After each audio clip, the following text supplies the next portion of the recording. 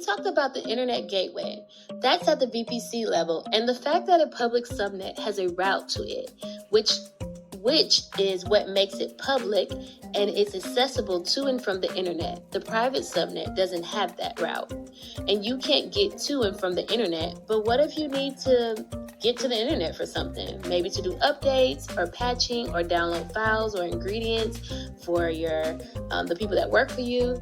Sometimes something like this you don't really want the outside world to know about or get access to, so we use what's called a NAT gateway. NAT stands for Network Address Translation. You can add a route from your private instance to it. Then you can add a route from that NAT gateway to the Internet Gateway. So that's how you enable internet access for your resources in a private subnet. Now I know you're thinking, what about security for all of this?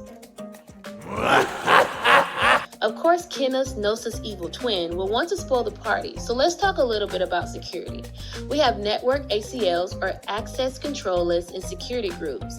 These are similar in that they both protect Gnosis pizza resources, but there's some key differences. A network ACL is basically a firewall that controls traffic in and out of a subnet, and it is attached at the subnet level, and it has rules for allowing and denying.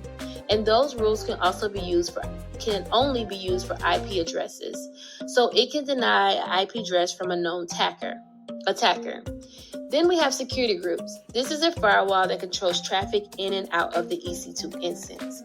But before I go, I want to talk about other AWS resources among the many that Gnosis Pizza can use to scale their business for success. The first is the Amazon S3, where they can put menus, pictures for marketing content, customer receipts, and their backups. They can also use the Amazon Simple Notification Service to send MSS emails to notify their customers about pickup, coupons, and even the kitchen staff on new orders. They can use the AWS Step function to orchestrate ordering process workflows, including payment, inventory, and delivery. They can also use the AWS Elastic Load Balancer. This balances the load between multiple web servers or applications, which will really be great on the weekend when their pizzas are in more high demand than maybe during the week.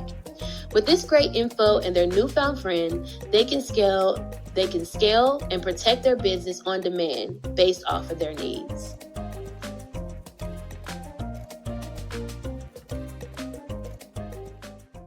Created using Powtoon.